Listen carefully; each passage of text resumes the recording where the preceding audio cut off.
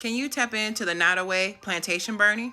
Well, of course, you know I got you. So, as you guys know, we are back with another episode. Well, I want to call it Ancestral Wisdom, but I also want to call it Psychic Detective. I'm not sure, but we're going to start off using the Ancestral Wisdom. And one of the reasons why I consider this an Ancestral Wisdom video is because of this card right here. This card right here is going to be the big house, which is going to be the tower card in the traditional tarot. But before we get into all that, let me give you a little bit of a backstory about the Nottoway Plantation.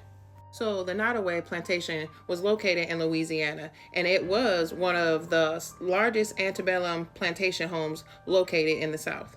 It was built by enslaved Africans in 1859 and owned by this guy here, who is John Randolph, who was one of the richest enslavers in the South.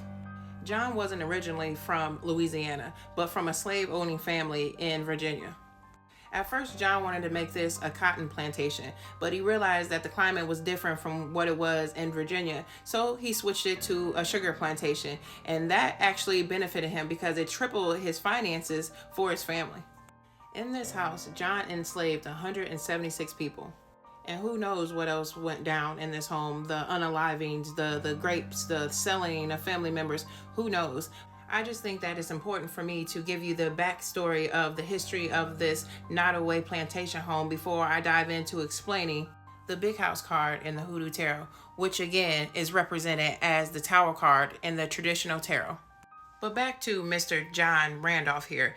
This house, the plantation, was actually built during the Civil War time. And John did not want to fight in the war. So what John does is he offers up his 3 sons and asks how much can he pay to get him out of this. John was also a big financial backing for the Louisiana Confederacy. But when John realized that the Confederacy was losing, he abandoned his wife in Louisiana and took 200 slaves and went to Texas. But eventually in 1883, John died and his wife sold the plantation for $50,000. And in today's time, that would be $1.9 million. And thanks to the help of the ancestors and spiritual law, he no longer has a legacy.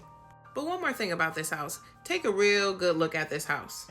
If I'm not mistaken, it kind of looks like this house here, which is the big house on the Hoodoo Tarot, which leads me in to this point here. We are going to be coming back for part 2 as we dive into what the big house card means, what it represents. So if you like these videos, don't forget to like, comment, and follow for more.